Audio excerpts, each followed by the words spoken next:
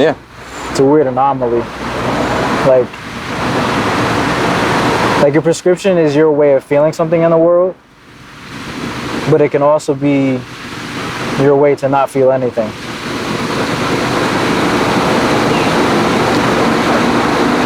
That's going hard, bro. I think that if you take that and you put that in the beginning, I think that's what's gonna happen. Everybody's gonna listen. Yeah. Absolutely. All right. All right, we're live. My shades. And I'm gonna just put these in my pocket. Super duper cool. Now nobody's gonna walk through. All right, give me a second to I'm just literally gonna look at my questions that I asked because I want to start off with a question. Okay. At what point does fulfillment feel fulfilled, if that makes any sense? Like, if you did 80% of what you needed to do, would you still feel accomplished throughout the week? Is there a threshold for it? Or is 100% the only bar allowed to be reached? I think that when you think that you deserve a break, whether that means you need to get up to reset your mind, I think that that's where fulfillment comes into play. Yeah, I go walk in. Y'all good. Appreciate it though.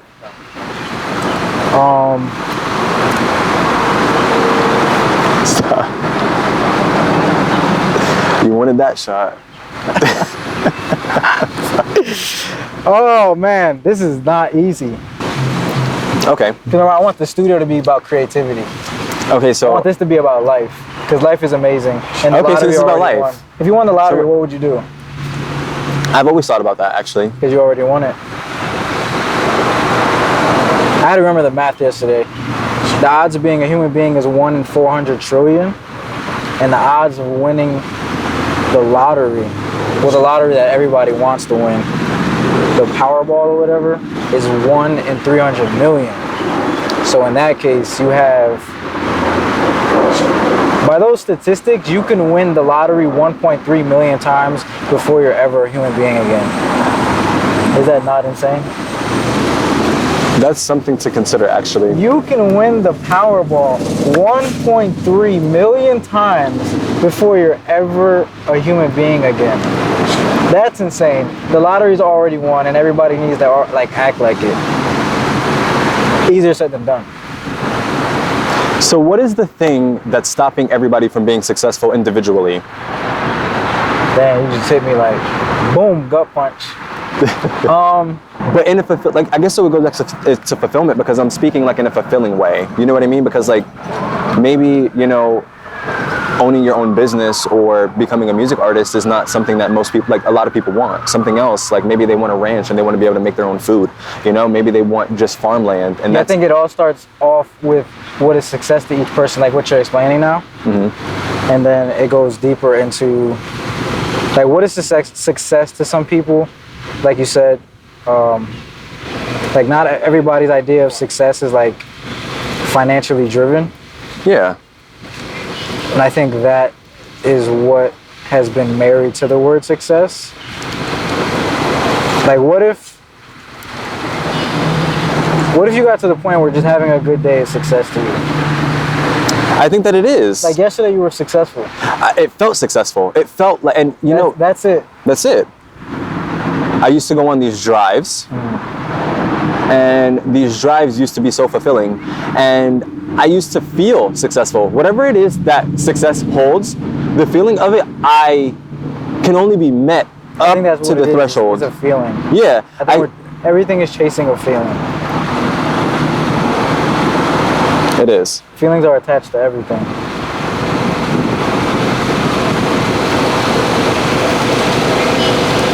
We just want to feel.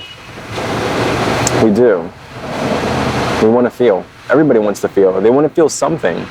And that's why we're addicted to drugs. Good or bad. I was about to say, good or bad. That's why everybody's addicted to drugs. That's why everybody is, and ultimately, we can look at it on the reverse end, we're all voided.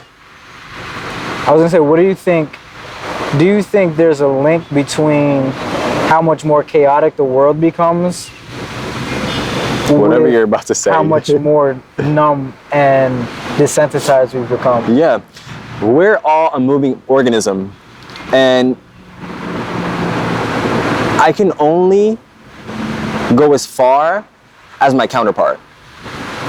And if the world is my counterpart, everything that's happening in the world is a reflection of what's going on inside of me, inside of you, as a society, as a moving thing.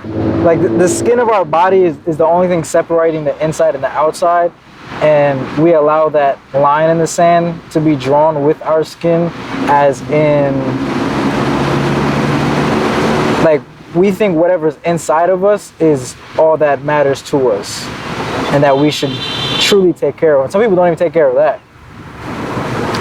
It's hard. Yeah. It's hard. And you want to know why?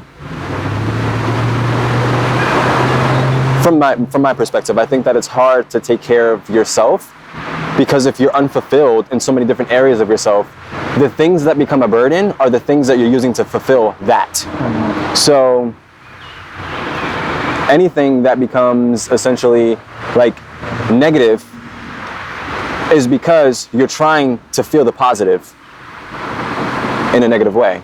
Wasn't that bad for me? So you're saying people do negative things because that's their way of feeling positive. It's their way of, so prescriptions. Like canceling itself out? Prescriptions. Drugs? Prescription. So the idea of a prescription is basically something that you do in order to be able to try to fake a feeling. A prescription. A prescription. Think about a prescription drug. It's given to you. You know what I mean? You're able to take it. That's hard. Yeah. So it's something you do in order to fake a feeling. Exactly. Because a prescription drug gives us a false sense of what we're feeling at that moment. Exactly. It's meant to move you, and it's meant to artificially move you. It's not real. So vices are prescriptions? Vices are prescriptions. All things that make you do something habitually or impulsively are prescriptions. Because you're using it to fill a void.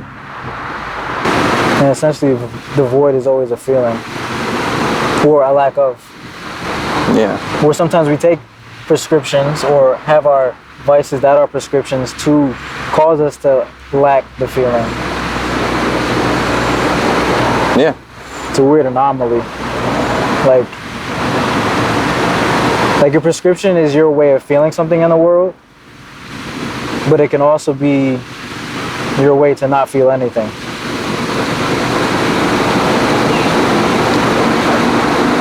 That's going hard, bro. I think that if you take that and you put that in the beginning, I think that's what's gonna happen. Everybody's gonna listen. Yeah.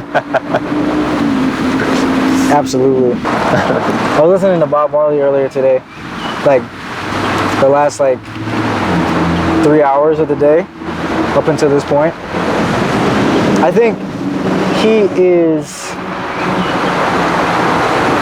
sonically what I want to reach in music. I was thinking about this yesterday while I was trying to sleep. Emphasis on trying. Like Bob Marley's music is like the epitome of sounding free. Like all his music sound like jam sessions where there's no judgment and he doesn't care. And it's not for anything more than what's happening in that moment. I think that's important. Imagine we all reach that point. Do you think that it's possible? I think that's success. Do you think that it's possible for everybody to reach one pinnacle? No, I don't think anything's. What would happen? Yes, I think it's possible. What do I think the odds of it happening are? More impossible than being a human being itself. But why would it happen? Why would what happen? Why would a pinnacle happen? Like, what would be the catalyst for a pinnacle like that for us to all basically reach that peak of freedom? I think in order to have a pinnacle, you have to have discipline. And I think a lack of discipline will remove the possibility of a pinnacle. I think in order to have a pinnacle, you have to have discipline, because if you lack discipline, which sounds crazy, right? You need discipline to get to the pinnacle, but you need discipline to allow the pinnacle to remain the pinnacle, like a top on a jar. So if you get to that point, you just keep looking up. So you're talking about, so that's why I keep using the word catalyst, because there has to be something that's willing to push you beyond your boundary. I think that the reason why anything becomes what it is because there was pressure initially asserted on it. This is hitting me right now. I'm saying this and it's hitting me hard. There was pressure that was initially asserted, which is now causing a birth of something new. So it's basically Like pressure, the cracking like of an egg. There's no way that the chick would be able to get out of the egg if it didn't try to. It's in The moth. The theory of the moth. the moth. You have to want it so bad that you're willing to kill your own self, which the moth is going towards the flame. I want that light so bad I'm willing to die for it.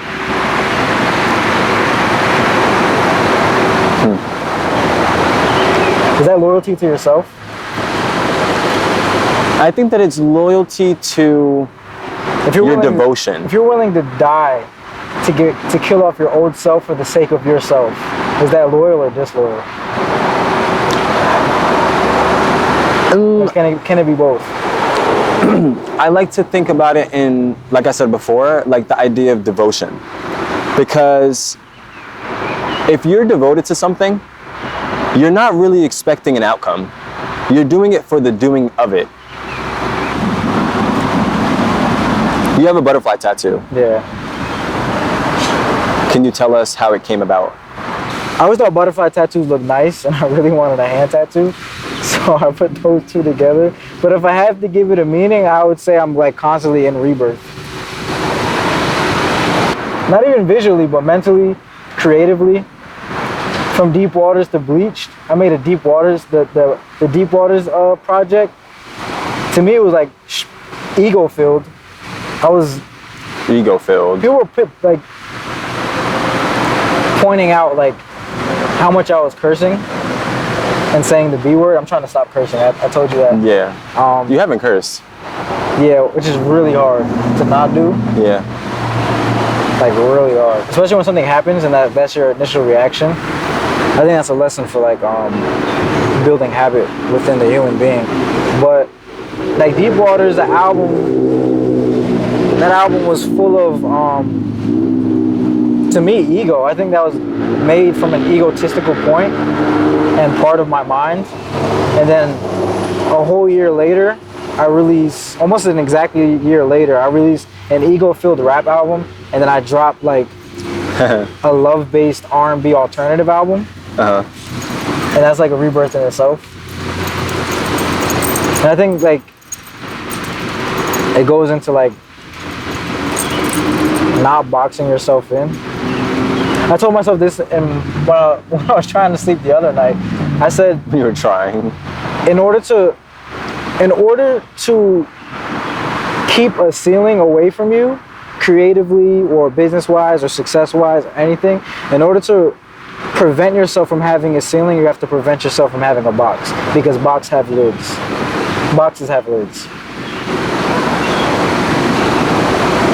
Oh. You feel me? Yeah. So I get that. That actually is something like I had a kind of a realization like that as well yesterday. That was good.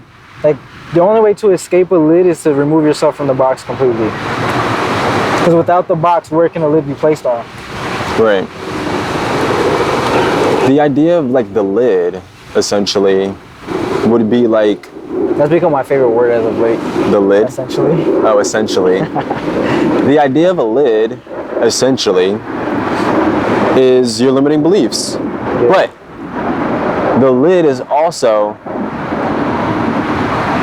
that thing that needs to be you need to go beyond that, essentially, right? Like what I was talking about earlier, like the lid itself is a thing that needs to be Pinnacle? pushed through. Yeah. Yeah. Well, yes and But no. I think a pinnacle is something you want to reach, and a lid is something you don't want to reach. Right. That makes sense. Yeah. Right? That makes sense. Because a pinnacle is like, you look at it and like, I want to get there. And then like a lid, you look at it and like, I want to get out of here. Oh, shit. Yeah. Oh, shit. That was good. I want to like, get out of here. I want to get out of here versus I want to get there. I want to reach that. So like the idea of like wanting to get out of there, like what happens if you were just okay in the box? Is there a reason to like... I think that goes back to our earlier convo of like, success is Relative. Relative and subjective to the person. Like, I want to be, when somebody thinks of the artist VONDO, I don't want a genre attached to that thought. I don't want a genre followed by that thought. Right. Like when you think of a certain artist, any artist in any genre, like you think of this person, oh, that's a country singer. You think of this person, oh, that's an R&B artist. You think of this person, like I want VONDO just to be music, period. When you think of it as a musician, as a recording artist. So that's why maybe I'm scared of a box. Maybe I'm scared of a box because the one I've once put myself in. I was gonna say, do you think you keep putting yourself in a box? Yeah, because I don't know if I told, like I feel like I've told you before in a prior conversation, but like I didn't think Bleach would come as soon as it did in terms of that style of music. Because I always say once I learn how to sing, that's when I'm taking that route. Not solely, but maybe primarily, because I enjoy making singing records. Most of my favorite records are singing records, people singing. So I said once I learn how to do that and make songs like that, I'm going that way. But I was always talk about it in like, in 5 years, I'm gonna make my first singing album. And then, because even like when I was making Deep Waters or like all the other rap projects, I would sit and try to write. I maybe subconsciously I was just telling myself that out of fear, but I couldn't write a singing song. But I didn't know how to make a singing melody. But that's just an internal blockage. I think that's what it was. I think that was fear talking.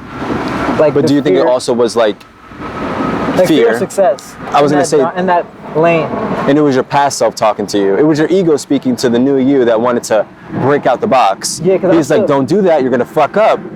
That or because I was always in the mindset of like I'm a rapper. I was like an ego-driven rapper where like I gotta be the best rapper. I gotta rap better than everybody. I gotta be recognized as the person that raps better than everybody. Like in a sport way.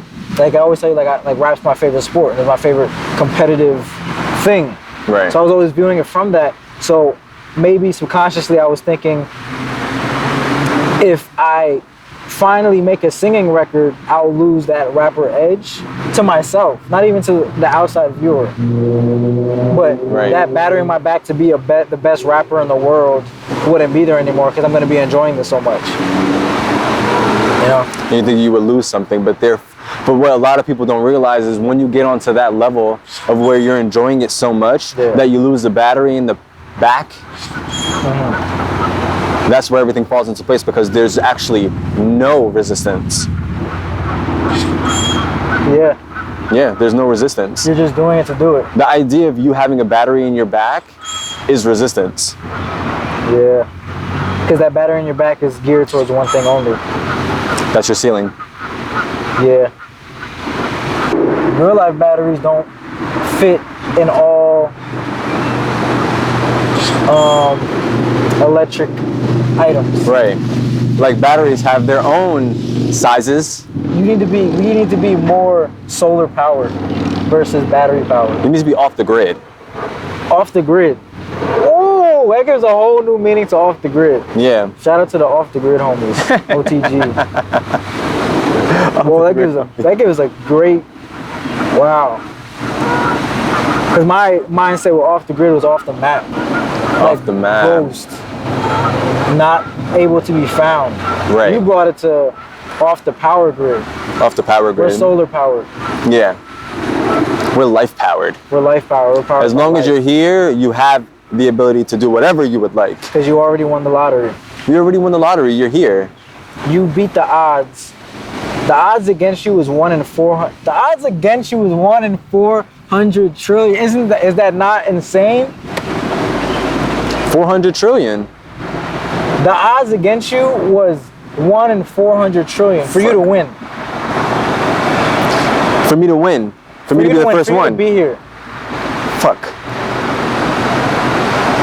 Okay, so that I was just thinking about this. Imagine this pond right here. If we fill, do you think we fill this pond up with 400 trillion marbles? Okay. 400 trillion. You think that they could fit there? Even better. Yeah. That's that many marbles. Yeah. So you fill this pond up with 400 trillion white marbles. Okay. And you get one gold marble. And we just launch it into that 400 trillion. And it's moving. It's moving. There's It's still water, consistently so moving. It's shaking. That's your odds of putting your hand in the water and pulling out that gold marble was your odds of being a human being. Of you being here right now, sitting on this bench, breathing in this air, looking at these trees, experiencing these people walking by.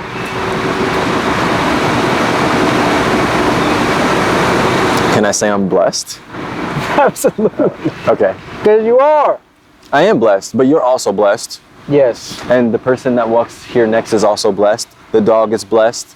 The trees are blessed. What's your definition of blessed? I think I told you mine. Okay, I'm so not religious, so let's say the definition of blessed means touched by life's energy. okay. Because mine is You're like, okay, a moment in life that works in your favor. that's good. That was good. Damn, That's my. that was good. That's my almost like definition of a miracle. Yeah. Do you believe in miracles? No, because I think a miracle is us believing something impossible to become possible in a certain moment, and I don't think there's anything impossible.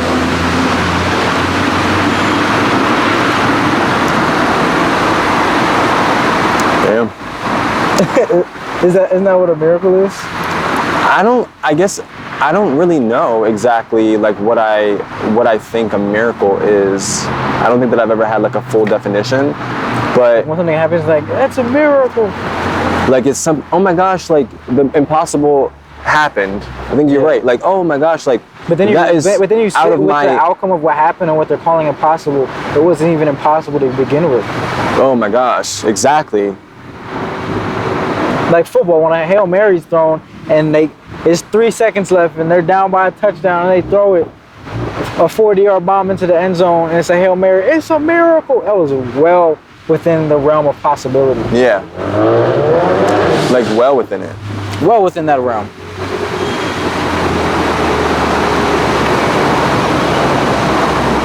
Maybe the world's a miracle. I was just looking You up. think the world built itself? I think that yes. I think that we created the world. What we're made up of created the world to function within. And with that being said, there's so many things that we are so out of touch with impossibility, that we've gotten to a point where we're not even able to conceive or perceive that. And then I can think about it vice versa. Essentially, like, okay, well then the world created us for us to be able to function within it, or we're relatively nothing and we're just here and that's it. Like we're just bleeding out.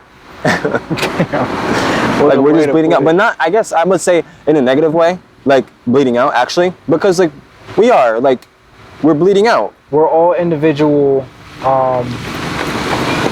what's the word I'm looking for? The sand timer? That's all of us. Whoa. It's kind of hitting me. The moment, I don't even think the moment we're born, I think the moment from conception. Conception. From the moment so remember I told you that your mother's eggs, Yes. the statistic might be wrong, I don't have the book in front of me, but your mother's eggs were created, like the ovaries, the moment that your grandmother was a few months pregnant with her, or a few weeks pregnant with her. Yeah. That's when your clock started, before your mother even touched the earth. So you also said that the trauma is within the DNA as well. Yeah. So grandma's trauma is in mom's trauma. I mean, well, It didn't start with us. Yeah. Yeah, so your depression and anxiety can be a derivative of experiences your grandparents went through. So just as much as your genetic makeup is all like a lottery within itself, so is your trauma. That too. Or so is your That too. your whole genetic makeup is all. It's all a lottery ball that you won. So then how can you ever be upset? What can I say? How you gonna be mad on vacation? This is a vacation. Yeah. What's a vacation? Temporary stay somewhere. This is a not even a permanent vacation. This is our vacation. Yeah. This is our vacation. When you go home tonight and lay in bed, you're at your vacation home. Right. I'm just here for a while. You here for a good time and not a long time. I'm here for a good time. A good time. I've been here for a while. Gonna turn it up a little bit in a wild direction. Mean left. I don't know what sparked it, but I just kept saying, money will not buy happiness You think that as long as millionaires kill themselves. Say it again? Money will not buy happiness as long as millionaires kill themselves. But why do millionaires kill themselves? That's relative. But the millionaires that kill themselves due to mental health issues.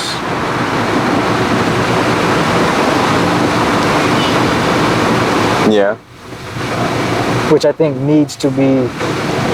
That brings me to another point. Because you know how big I am on mental health and everything.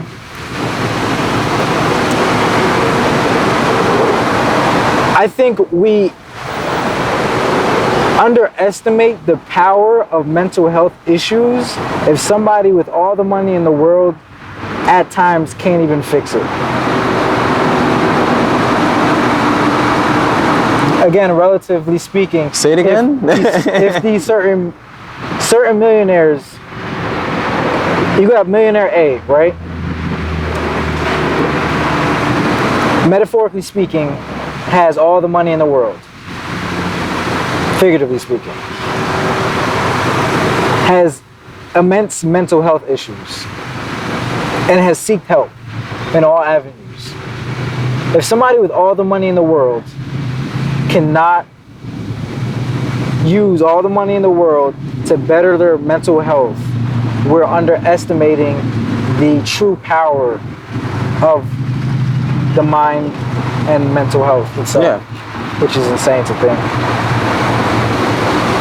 But on another note, I also think that we overestimate what it takes to have a healthy mental. Yeah, I agree. Somebody's taking tens of millions of dollars to the best specialist in the world. Because it's not just one thing that's wrong. The moment you said That's a good specialist, point. that popped into my mind. Yeah. There's not just one thing I that's was going wrong. a whole different way too. Because I think, okay, you think that it's that, Yeah. but that is from this, oh. and that is from that. Like so I was summarize saying, if you understand that the reason why you are the way that you are and the things that you do all correlate back to that one thing, you have the human brain. JK Yeah. said this, Okay. so I'm just reiterating. Mm-hmm. I'm not a genius, okay? You are a genius. No, We all have a genius. yes, you're right. No, none of us are. Nobody in the world is a genius. We all have a genius. I love that. Yeah. It's Okay. something that accompanies us. It's not something we are ourselves. It what? It accompanies us. Oh, I thought you said it's lives something within that a us. company does. Yeah. I was like, huh? Like, I think genius is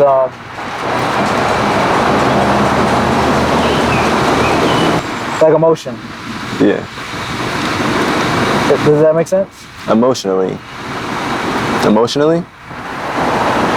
Like,